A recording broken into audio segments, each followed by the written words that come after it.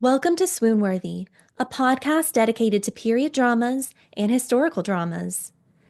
The Oscars are right around the corner, so we thought that instead of discussing just one movie or series like we typically do, we would do a podcast episode on a genre that often generates a lot of Oscar buzz, the biopic. So we will be sharing our favorite biopics and movies or series that feature an actor portraying a real historical figure. I'm your host, Carly, and I'm joined by my frequent co-host, Stephanie. And Steph, I'm so excited to talk about biopics with you because I feel like you and I tend to talk about these types of movies a lot. How believable the actors are in the roles, if we think they should have done the movie differently. Yes, we do enjoy biopics. I feel like there's been a lot of talk about biopics lately because there's so many that came out in the past year, past few years, really, and then there's so many in the works. And I feel like people kind of roll their eyes every time one is announced, but at the same time, people still go see them.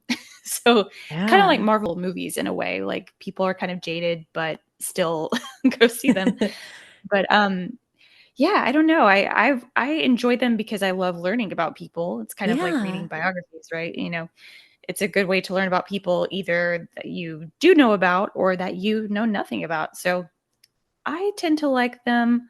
I'm sure we'll get into it a little bit more, like the nuances of why they're, maybe good and not good. But Mhm. yeah, I like them.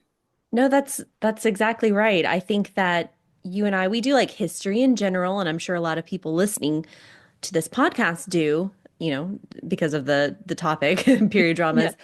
And even if, something's not accurate, it makes you go back and read more and learn more and see what did they get right? What did they get wrong? So I'm a fan of them generally. Yeah. Yeah, that's such a good point. Yeah, it does often make you go back and like research more to see, did that really happen or was that true? Yeah. And seeing if like the portrayals are accurate, costumes are Hmm. accurate, all that. So, yeah, and I imagine just so much work goes into most of them, especially the period dramas, right? Because of all of the Hmm. the costumes and the settings, the automobiles, whatever it may be. Yeah. That was a weird way to say that, cars, but anyways. No, exactly.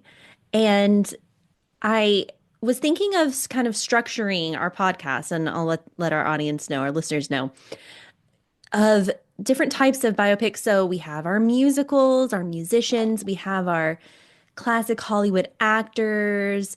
Then we also have leaders and trailblazers. And a lot of these, when looking at them, I was thinking a lot of these happen more 20th century, right? Mhm. Um, Yeah. that's just a little intro for our listeners of what we're going to cover today.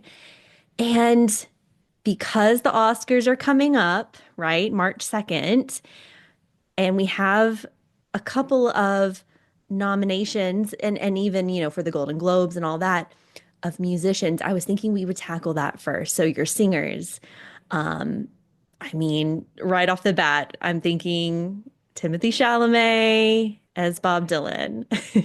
Yeah, yeah. We both saw A Complete Unknown in theaters and we both loved it, right? Hmm. Yeah, I think this was one right off the bat. People were like really buzzing about it. And there was so much footage of them shooting it too, because it was in New York. And people were like, oh, he really looks like him. Yeah. Yeah. And actually, even Jersey City, New Jersey, they turned it into like old 60s Greenwich Village. Oh, And that's cool. yeah, it's so cool. Like that's really close to me. So I was trying to find Timothée Chalamet one weekend, but it didn't happen. Yeah, I love that. And we got to learn a little bit more about other musicians in this movie too. Like Yeah. it's not just about Bob Dylan, it's about the other musicians he had Hmm. relationships with. And I personally am not super familiar with Bob Dylan and all of the other musicians. Um, I mean, I know who they all are, but I'm Hmm. not like a mega fan or anything. So I Hmm. really loved this movie and how like the music kind of carried you through the movie and it didn't really make Bob Dylan look like a great person necessarily, but a great artist, and I appreciate that. Yeah. Yeah, no, we don't need sugarcoating. We know Bob Dylan's a bit edgy, but was so influential, like such an important person in the 60s, right? And Yeah, I think he was yeah, part of like the civil rights movement and stuff like that. Like yeah, to see those moments, and it's such a interesting period of time too, right? yes, Like turbulent. just so many influential artists, and you know, sort of converging with what was happening with the civil rights movement and everything. Mhm. It's really fascinating. Yeah, it's one of my favorite time periods, really. So we know that Timothée Chalamet was nominated for the Golden Globe and Screen Actors Guild and is up for the Oscar. I was very happy that Monica Barbaro was Yeah. nominated for Joan Baez as supporting actress for the Oscar.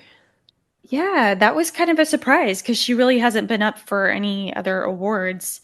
So, yeah, I love to see that. She's pretty cool. I really Yeah. mainly know her from Top Gun Maverick. So, Okay. anyone who can handle flying in those jets is cool to me. But she, yeah, she was so great in this. Her voice was so great as Joan Baez. And yeah, I was just driving for a while before this, before sitting down with you, Carly. And I have a playlist that has the It Ain't Me Babe cover Yes. on it. And man, I love that song so much. I listen to it a lot. Yeah. No, it's such a great song written by Bob Dylan, right? And here's the thing. So, my one of my all-time favorite biopic movies is from 2005, Walk the Line, directed by the same director as A Complete Unknown, James Mangold. So, I feel like going into this movie, I knew I would like it. It has some Johnny Cash in it and the duet scene where they're doing It Ain't Me, Babe. And I was just thinking of Reese and Joaquin Phoenix in Walk the Mhm. Line doing it too. I love just the little connection there. Yeah, that's true. I didn't even think of that. But yeah, Hmm. you could tell that, or you knew before going into this that it was in good hands because Walk the Line was so great. Hmm. And yeah, it was so good, and I loved Boyd Holbrook's portrayal of Johnny Cash in this.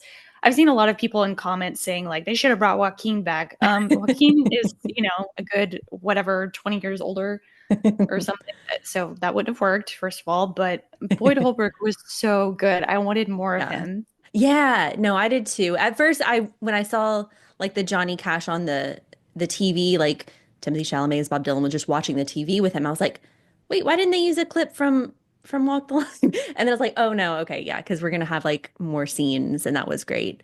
I also really enjoyed Edward Norton's performance as fellow folk singer Pete Seeger in A Complete Unknown.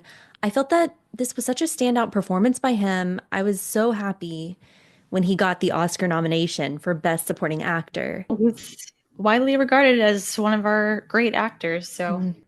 Like Timothée Chalamet and Monica Barbaro, I know that he did his own singing, and that was him playing the banjo as well.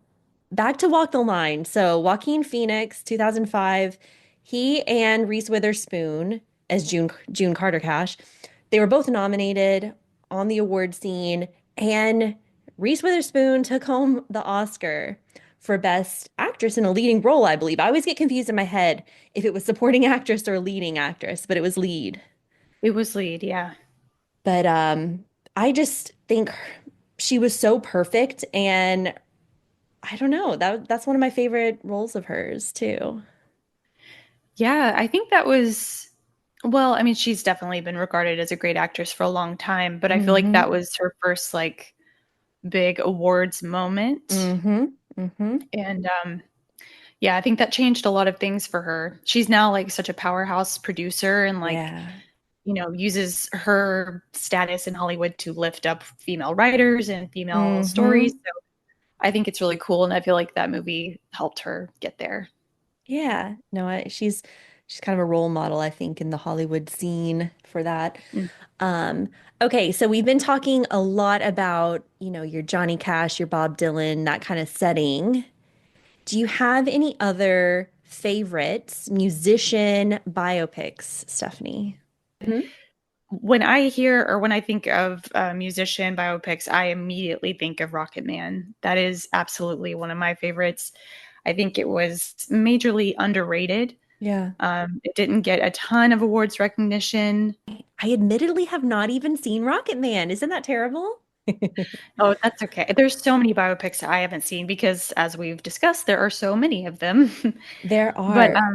yeah, Rocket Man I saw in theaters and I've seen it a couple of times since. But the reason I love it is because it's a really creative telling of his life, and it really does start with childhood and go all the way, deep into his career. And Mm-hmm. so it gives you the full story, but it doesn't feel super cheesy. It feels like there's like this fantastical element to it, like Mm-hmm. not super grounded in reality. Okay.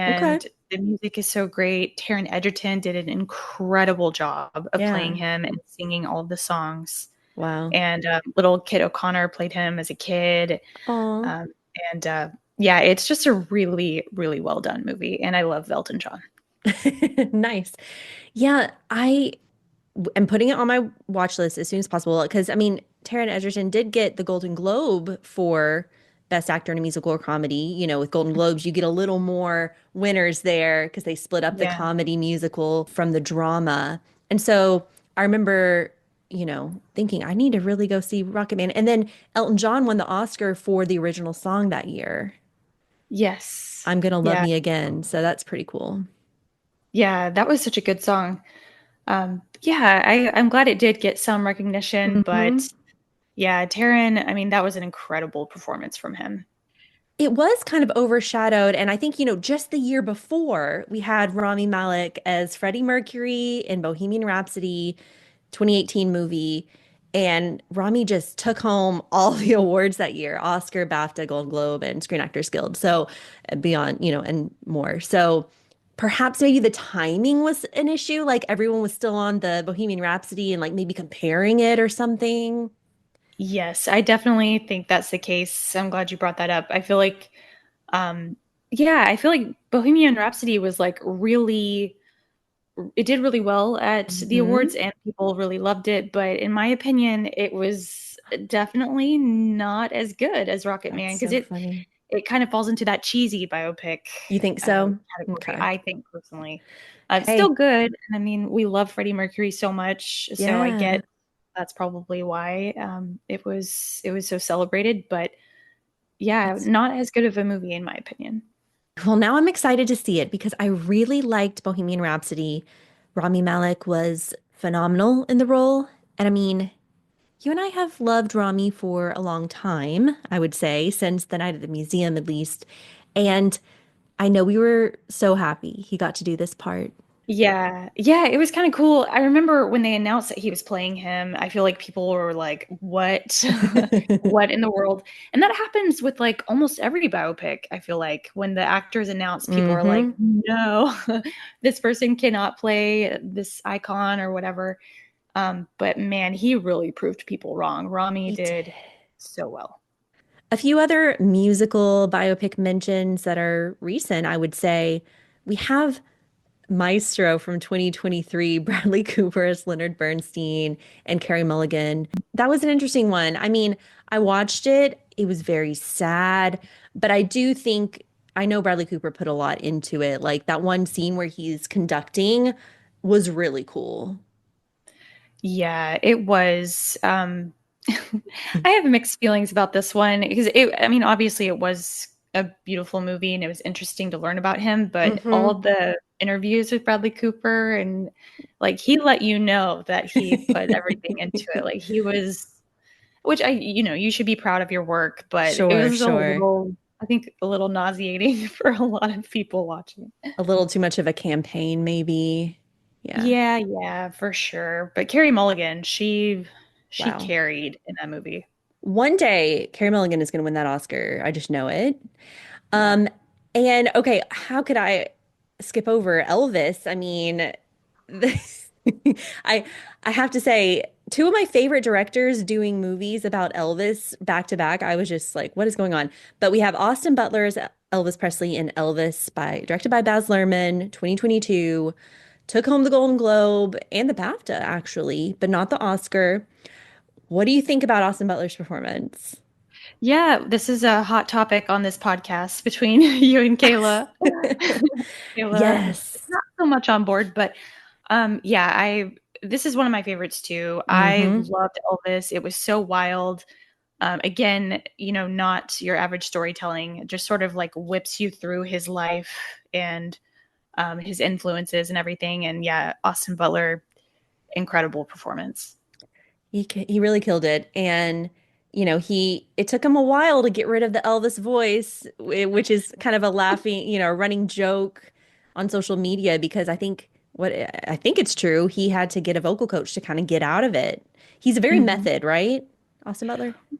Yeah, I think he does go very deep into his roles, but I don't want to pick on him so much. But then again, I kind of have been making fun of Ariana Grande and this weird transatlantic accent that she has now because of playing Glinda in Wicked.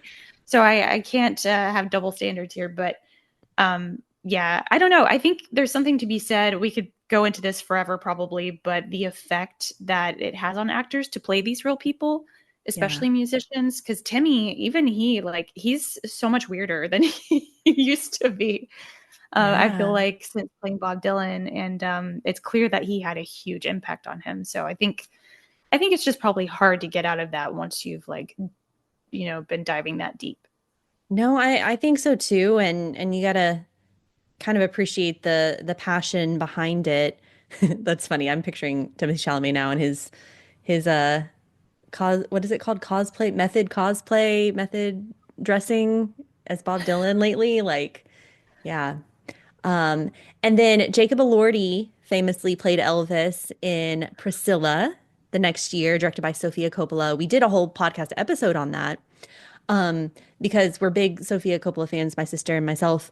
Um, I'm glad that she didn't hold back, perhaps showing Elvis's not so lovely side. And I did read the Priscilla book, right? Mhm. And I think it captured that accurately. And this was really about Priscilla. And she's so different. Kaylee Spaney does a great, great job. She won the Venice Film Festival award for her portrayal.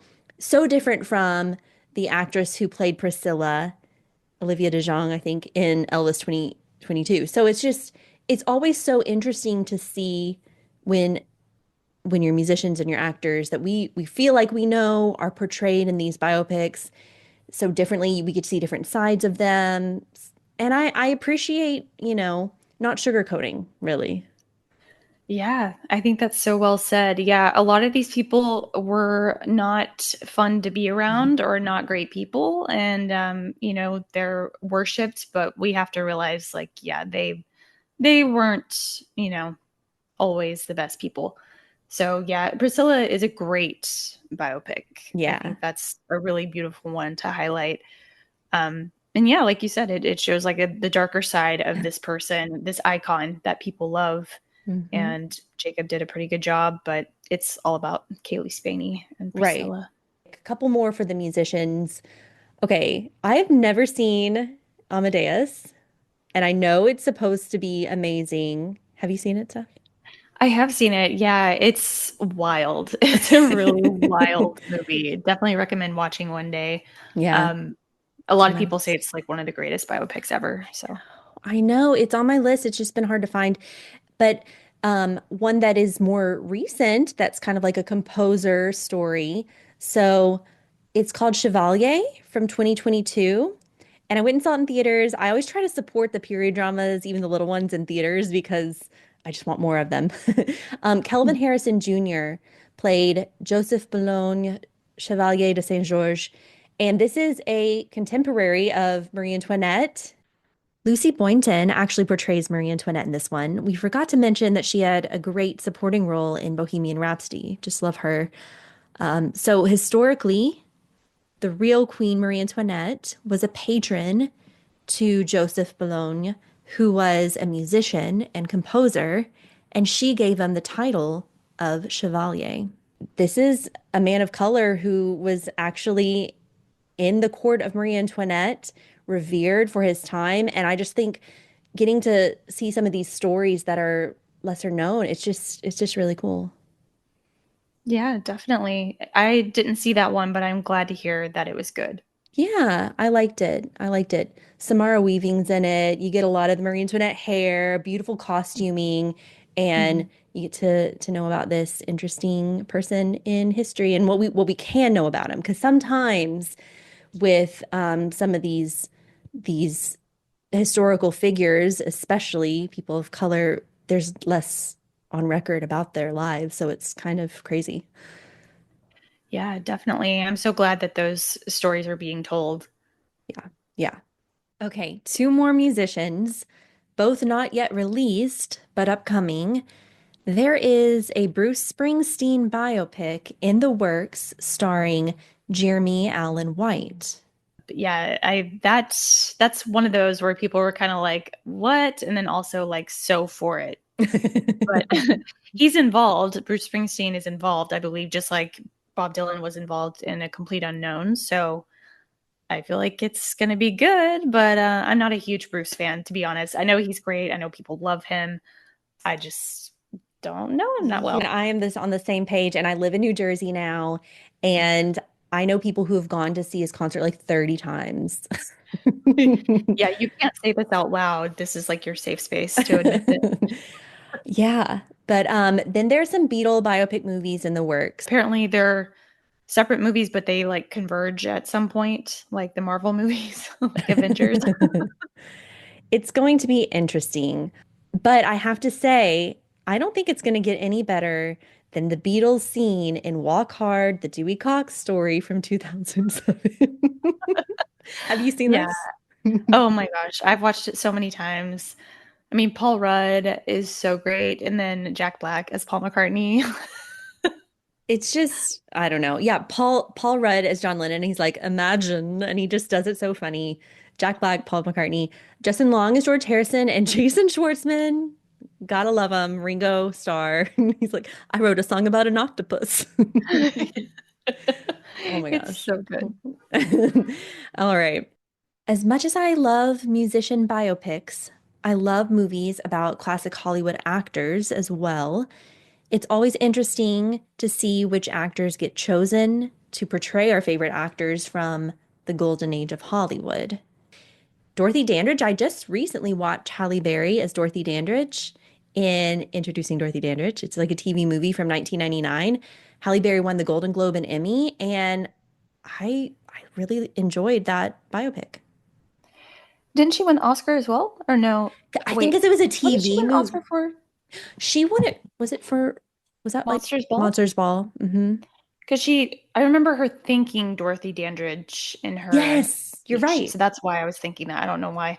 But yeah, No, you're right. I need to watch that one because I do love Halle Berry. She just seems Oh like my such a gosh. cool, wonderful person. And man, she's so good. She's so good. She's so beautiful. So, the real Dorothy Dandridge was nominated for Best Actress in 1955 for the film Carmen Jones. And it's historic because she was the first African American woman to be nominated for an Oscar in the category of Best Actress. Many of you might remember Hattie McDaniel previously made history by winning Best Supporting Actress in 1940 for her role in Gone with the Wind. But this was 15 years later for the Best Actress category. And Dorothy Dandridge was nominated alongside Grace Kelly, Audrey Hepburn, Judy Garland, and Jane Wyman. So I think it was just a very parallel moment, an amazing, iconic moment for Halle Berry, having portrayed Dandridge in a film and then not just being nominated for an Oscar, but actually winning it. Yeah, and her winning the Oscar was like a huge moment, which is so crazy because that was Mhm. not long ago. And I it's just, oh gosh, it's so crazy. I remember it, I don't know why, but that moment, her winning, is just one of the most memorable Oscar Yeah. moments in my lifetime. Yes. Yeah. And her dress I can picture right now is so pretty. I mean, yeah, such Yeah. a such an amazing woman. And in that movie, here's the other thing too. Sometimes, you know, these biopics, it'll bring up something that you just never thought about. So there's this scene, hopefully it's not a too much of a spoiler, but she's Dorothy Dandridge was a big performer as well as an actress. So a singer, she would sing at these clubs, and she was in Miami at a hotel bar type situation. And they said, "Oh, you have to come around the back. You can't use this bathroom, and you can't get in the swimming pool." And yeah, and if we do, we'll have to empty the pool and clean it. And yeah, Oh, I know, I'm sorry, I'm getting emotional here. But this scene, it just really, we need to see scenes like this too, because we just don't know this kind of thing went on. And so that's something that will just stick with me, you know? yeah, definitely. Yeah, it's Yeah. so powerful. We also have The Aviator from 2004.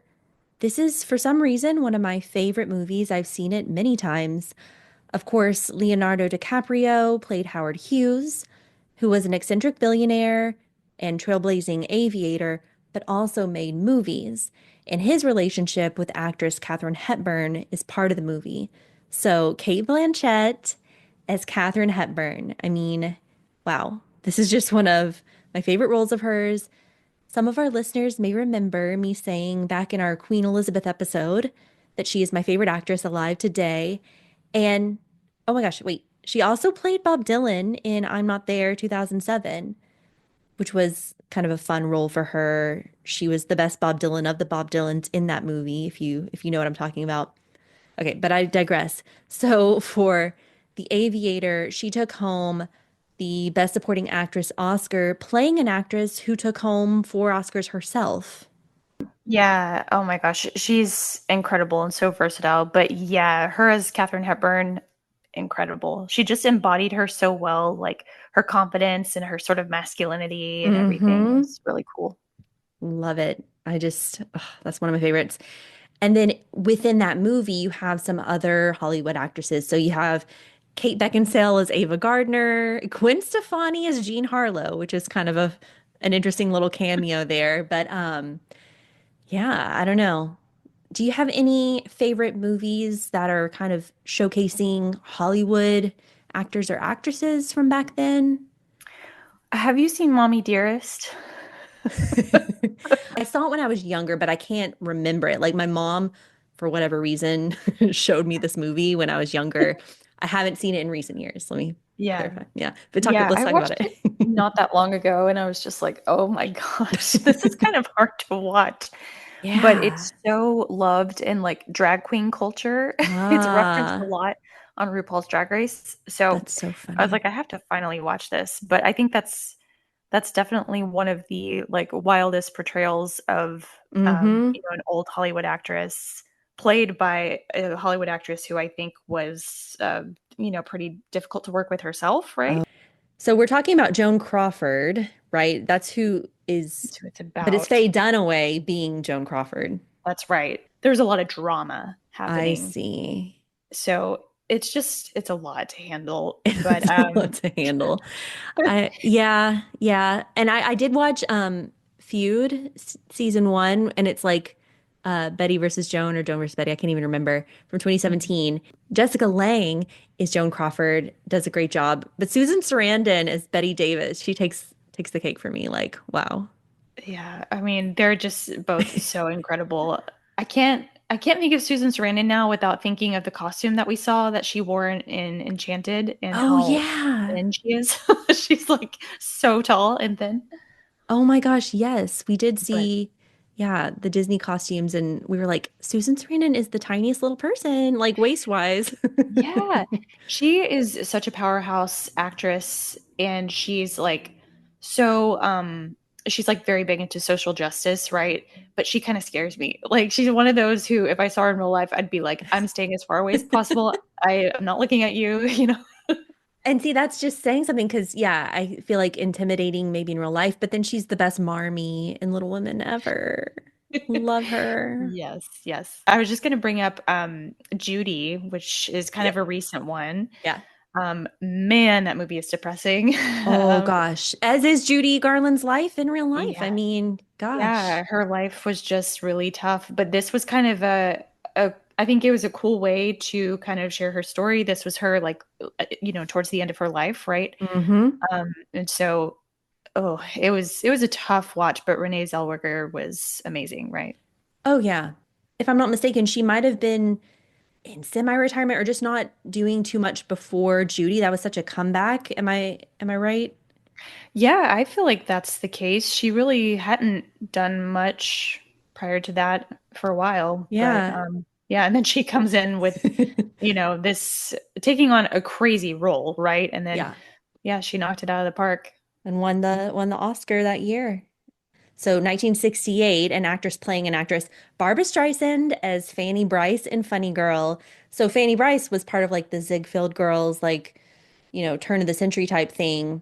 And but people think of Barbra Streisand, probably more because of her Oscar-winning, Globe winning role as Fanny in Funny Girl. And that movie, oh my gosh, I love it. It's one of my favorites. It's so good. It's so fun. And yeah, Barbara Streisand, I mean, she has like so much charisma.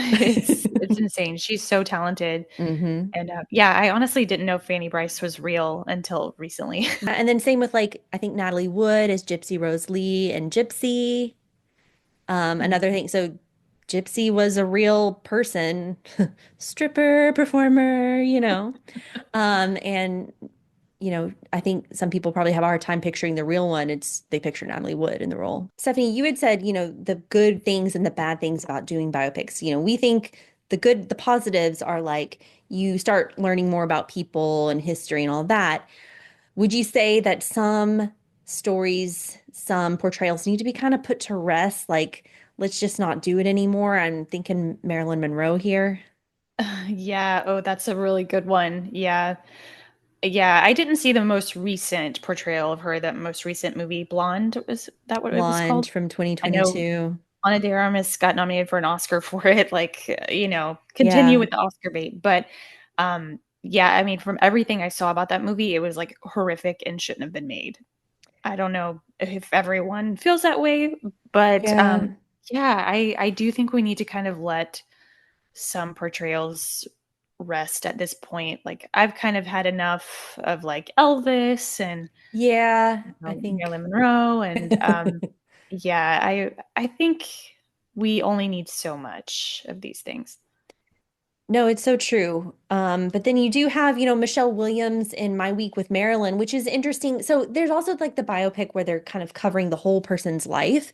Then you Mhm. have stuff that's just like, oh, this is an interesting week in history.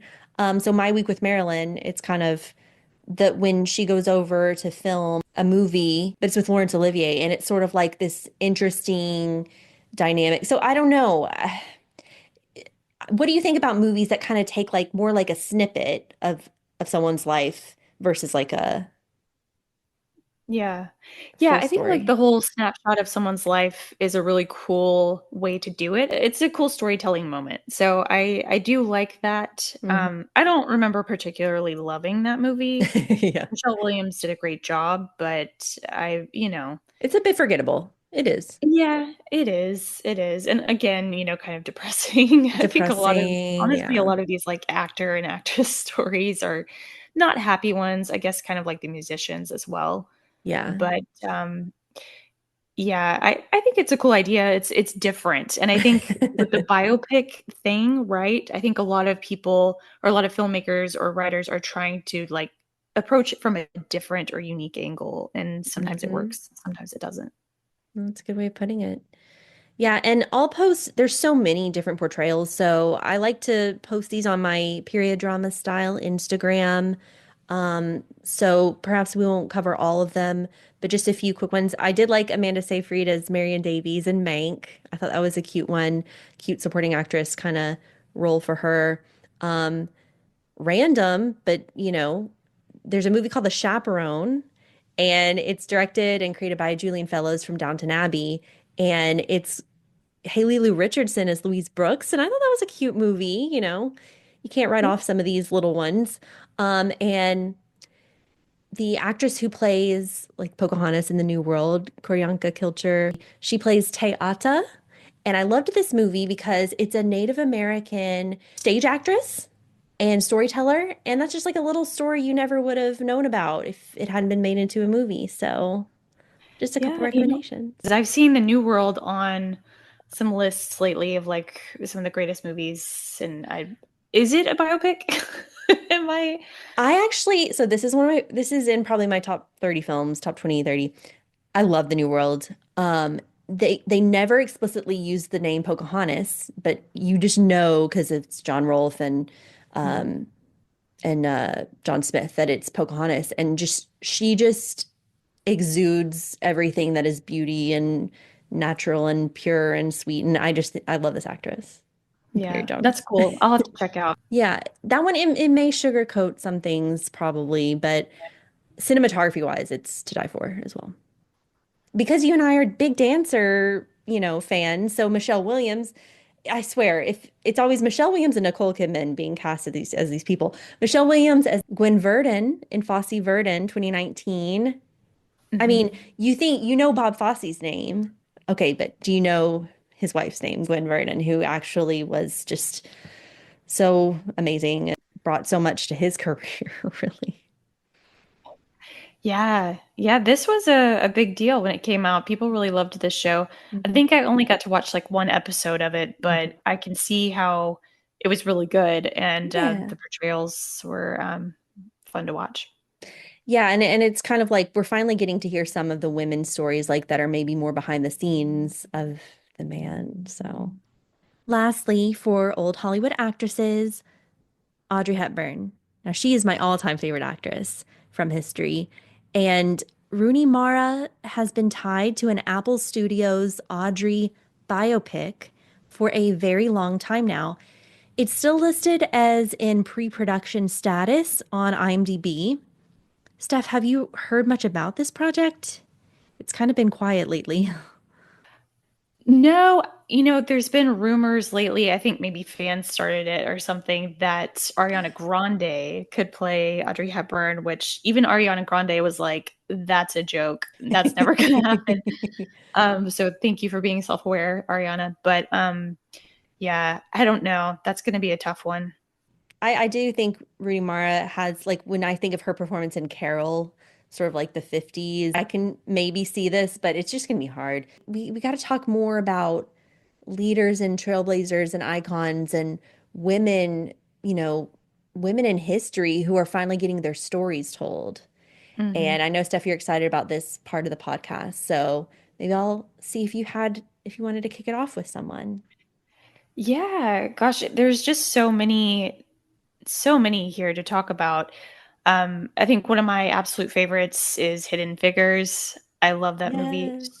so much, and like I can't believe it took so long for that movie to get made and that story to get told. But I'm so glad it got the recognition that it deserved. It was so Yeah. well done. Taraji P. Henson, Octavia Spencer, Janelle Monáe, like they're just incredible. I am with you. I was blown away by that movie. I'm so glad that it won like the outstanding performance by a cast Screen Actors Mhm. Guild Award.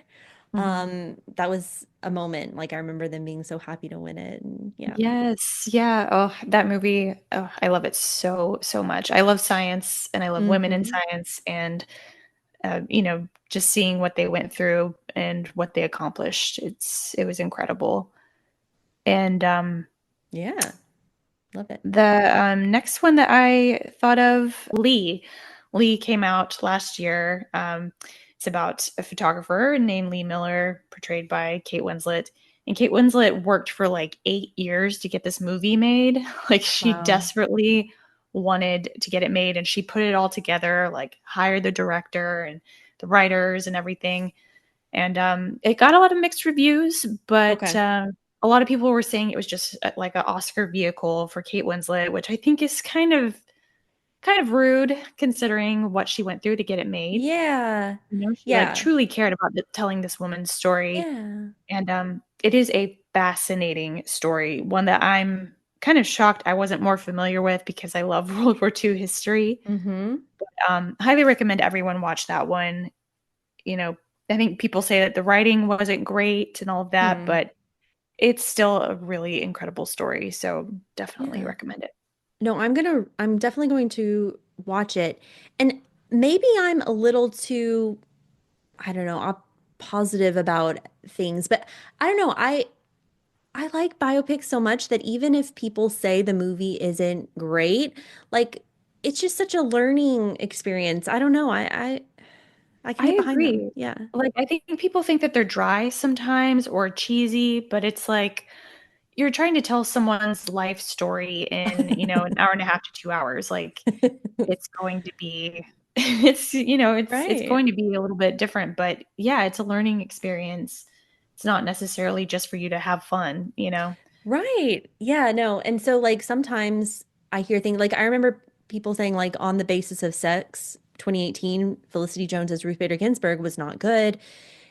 I watched it and I was like, I like this. I mean, I think Felicity Jones is one of my favorites too right now. And just getting to see kind of more about RBG, I don't know. Yeah.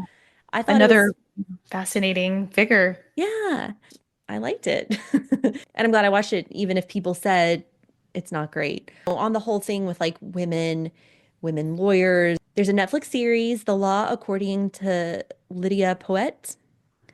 And this person, Lydia Poet, was the first female Italian lawyer, and she was disbarred, and it led to a movement to allow women to practice law and hold public office in Italy. So definitely recommend this if you're a period drama lover. It's set in Italy. I want to say like Victorian times. It's more of a fictional take, like detective stories, and it keeps you very interested in it. But then I went and looked up who this person was, and I was just like, oh my gosh, this is so cool. That is very cool. I love that. I'll have to check that one out. Another kind of random female story, and maybe she's not so great, but had some kind of cool qualities, is I, Tanya, right? Such an incredible movie. Another kind of, polarizing figure in history. But man, I loved it so much. I'm a big figure skating fan. I know you are too. Yeah. And Margot Robbie knocked it out of the park. So did Allison Janney and then Yeah. Sebastian Stan. And I think it was kind of a brave movie to do. Yeah. We don't need like the perfect role model. We can see the dark side of people, and it's still fascinating, and we hopefully will learn from history with some of these things. Yeah. Don't hire someone to bust someone's kneecap or something. Yeah, let's not do that. But yeah, it was told with with a lot of humor, It which was. I think made it very unique and sort of a dark comedy, I guess. Yes. It was interesting to see a movie about it when I think back to when I was younger, kind of hearing just rumors about it and not actually knowing what it happened. Yeah, yeah. I was such a Nancy Kerrigan fan. Like I Yeah. idolized her. And then watching the movie, I was like, I should have been a Tanya Harding fan. Like I was more like Tanya Harding. I was that Uh, person who didn't have money and who, didn't come from that perfect background or had the perfect mhm. look and all of that. Like she's more my speed, whereas Nancy Kerrigan was kind of like the spoiled, pretty one. Yeah. Anyways, there's a lot to think about there, but I loved the movie. No, agreed. I'm glad you brought that up. I forgot about that one. Also, things that you always hear about in history, and then you finally see a movie, and it just kind of takes on a new meaning. I gotta say, I finally watched Jackie from 2016 with Natalie Portman. Also, this one, I think people kind of hated on the movie or didn't like it, but everyone always spoke highly of Natalie Portman's performance, of course. Mhm. But I really enjoyed the movie. I love this director. Did you see the movie Jackie? I did, yeah. It was definitely interesting. I think everyone's so fascinated with that period of time, that event, Hmm. the assassination of JFK.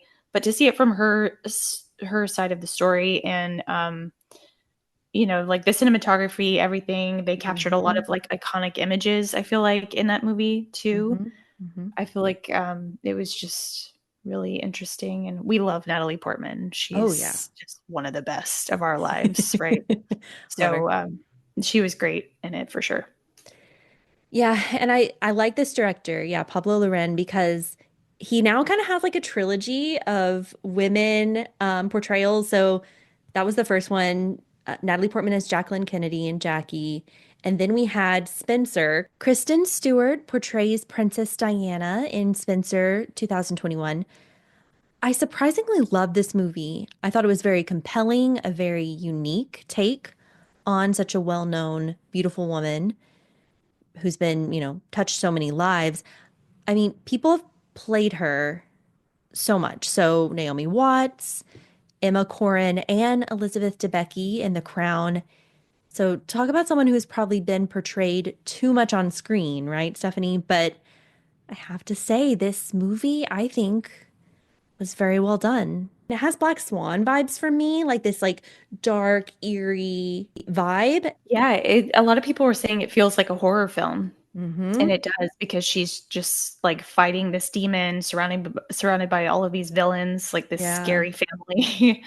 And to know that she was real and really went through this, it's like Yeah. really horrifying. But yeah, that's another example of the casting that everyone questioned. And man, she really did knock it out of the park. Another Oscar nomination, right? Yes. Yes, she got the Oscar nomination. I was really proud of her because I mean, she's a phenomenal actress, really. You can't just base her Twilight saga on on Kristen Stewart. Yeah, yeah. I mean, her and Robert Pattinson, they are like two of the greats who are our age, right? Uh-huh. And yeah, to come out of Twilight and have these careers, it's great. Yes. And then the third one in the Pablo Larraín trilogy of women in history is this year, Maria Callas, Maria, portrayed by Angelina Jolie. And it's on Netflix right now. I also, maybe I'm just predisposed to liking this director, loved the movie and very maybe controversial character in history too. Like I started reading about Maria Callas and like definitely had a temper and definitely kind of had somewhat of a bumpy career and bumpy history. But then you learn about her childhood. It's pretty crazy. Yeah, I just think Angelina did a good job and the movie is very interesting, beautifully shot and beautifully told because you still come out of it thinking like, wow, what an inspiring figure, an opera singer, Maria Mhm. Callas. And so wanted to learn more about her instantly after watching it. Yeah, that's on my watch list, definitely. And I did hear that Angelina Jolie did her own singing. Yeah, I love Angelina. She's just one of our old school Hollywood actresses that we still have around, like Nicole Hmm. Kidman, right? Like they're just incredible. Yeah, yeah. So, I would have liked to see her and Kate Winslet getting an Oscar nomination. I know there's only 5 slots there, but I think they both maybe deserved it this year. Yeah, darn you, Amelia Perez. Yeah, yeah. I was wondering if we could just have a moment for like civil rights leaders, right? There's so many great films surrounding this era of time, and also even like all the way back to Harriet Tubman. Hmm. You know, Cynthia Erivo, she's nominated this year for Wicked, but she was nominated for her portrayal of Harriet Tubman a couple of years Hmm. ago, not that long ago. I haven't seen Harriet yet. I really want to, but you liked it, right? I liked it. This is another one. So many examples of people kind of maybe picking on the movie a little bit, like, oh, it wasn't a good movie. But I thought it was great. And Cynthia Erivo knocked out of the park. Janelle Monáe has a nice sort of supporting actress role in it too. Yeah, I definitely it's been on my watch list for a while. And then Coleman Domingo, we have to have a moment for him. I just love him. He was nominated last year for Rustin. Have you watched it yet? It's on my watch list on Netflix because it is on Yeah. Netflix. So I haven't seen it yet. Yes, yeah, highly recommend Rustin. You'll learn about a figure in the civil rights movement who had a huge impact, but that we have never learned about. He This portrayal is so good. I mean, he's incredible in this movie. Another one that I think, people said the writing wasn't great, but it's a great moment for Okay. Coleman Domingo for sure, and for a lot of the actors in the film. Hmm. And then this year, he's nominated back to back for Sing Sing, which is my absolute favorite movie of the year. I could talk Oh, about it all day long, but he plays another real person in this yeah. movie. John Whitfield, also known as Divine G. Yeah, it's just such a incredible film. If you haven't seen Sing Sing, please go see it. Fun fact, I got to see a screening of it the first time I saw it. I've seen it 3 times now in theater. Wow. First time I saw it with the writer Clint Bentley, And after seeing it, I just went up to him and said, I loved the movie so much. Oh, I'm going to root for you at the Oscars. And he just oh, got nominated for an Oscar. The whole writing team did. Um, but yeah, this is a filmmaking team that we should watch. okay. They have another movie at Sundance right now that's getting like insane reviews. The way that they make films is just super cool. Love it.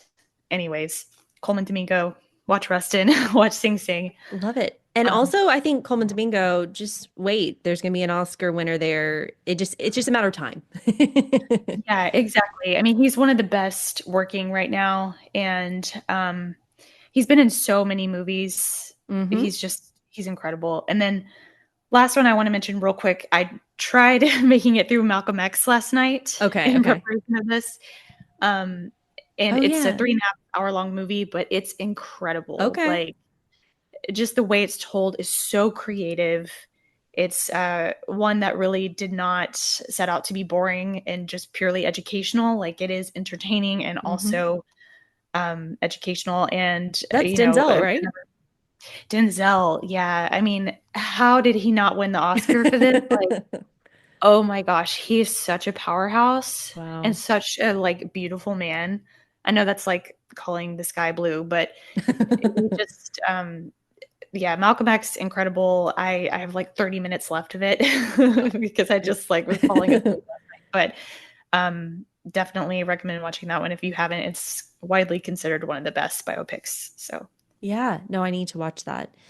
I mean, this time period in history, the turbulent 60s, I mean, I think there's a reason there's so many movies from that time period and so much to learn about and yeah, good recommendation stuff. right. Yeah, and Selma was another big one not Hmm. long ago. But yeah, there's just so many from this era. We haven't even touched the surface. Yeah, there will be more.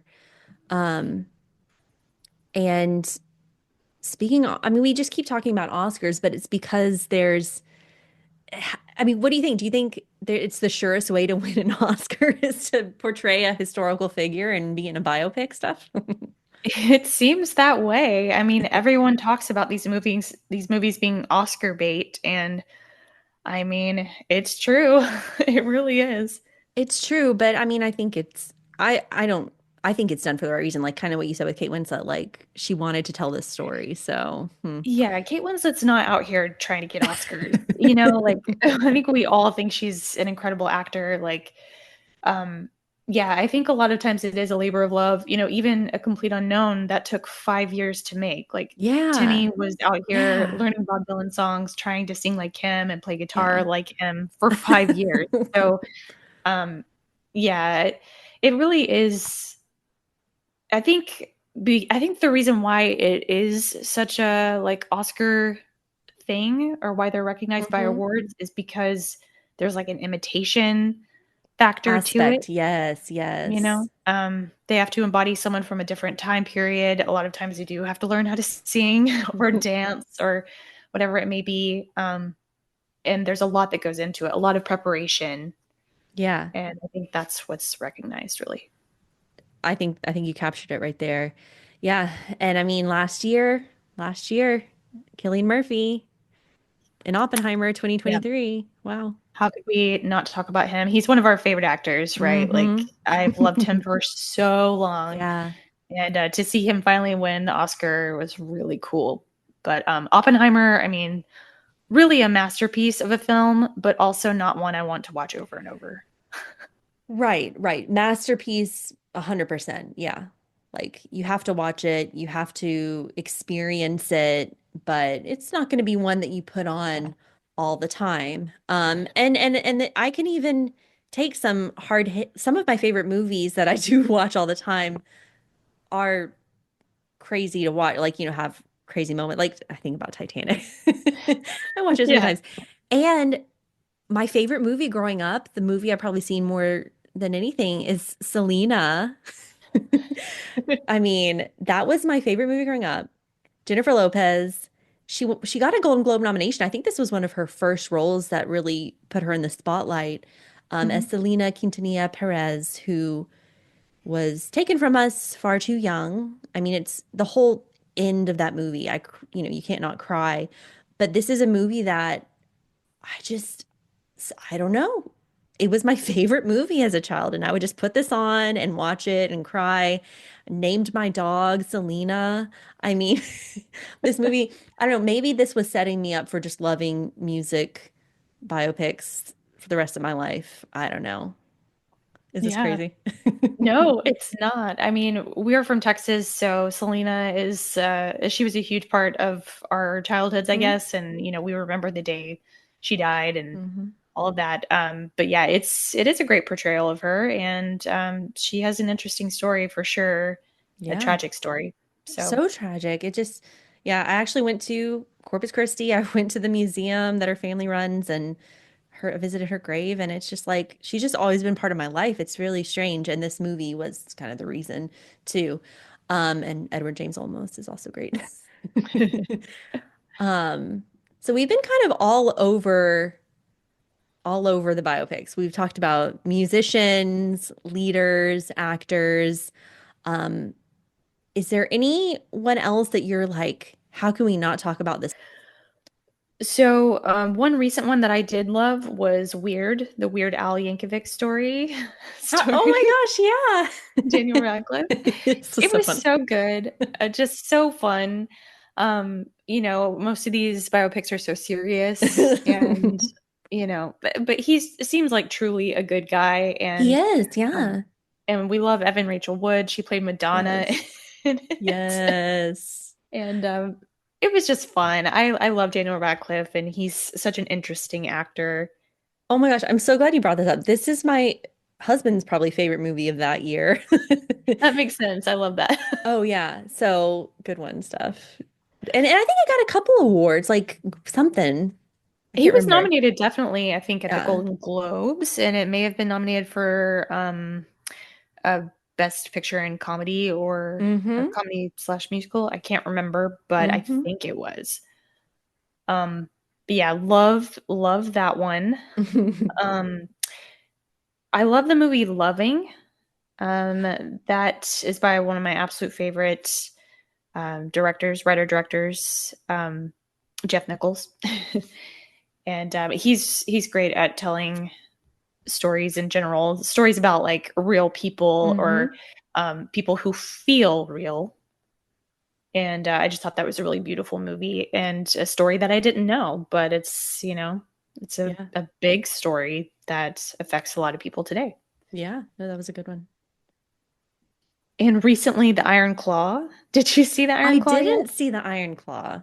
Another horribly depressing Oh story, gosh. but you know, a Texas story, one that a lot of people who are maybe older do remember, and really great performances in that movie. So wanted to give that one a little shout out if you want to cry and see Zac Efron give his best performance ever, then recommend watching that one. Hey, taking the recommendations because there's still a few of these that you mentioned today, Stephanie, that I haven't seen. So thank you. Yeah. What about you? Well, I've kind of talked about most of my favorite ones. So I think Walk the Line and The Aviator are just movies that I have always loved watching over and over again for some reason. And I have to say that La Vie en Rose or La Môme with Edith Piaf's story by Marianne Cotillard is also horribly tragic, sad, but it just stuck with me. It's one of my favorites. And she also deserved the Best Actress Oscar, which she won. Mhm. I think that movie, and I always remember her getting up there and winning in that beautiful white, like scale or scalloped like dress. I don't know. It was just so beautiful. Such a beautiful French actress. Um, yeah, and that kind of opened up some classic French music for me, I think. And I don't know. I think that's one of my favorites. Again, very sad story. Yes, yeah, that's a beautiful one, and yeah, another well-deserved Oscar. Hmm. Wow. Is there anyone who you may say no, because I don't even know, who like won an Oscar for portraying someone and you were kind of like, "Ugh, no, this shouldn't have won."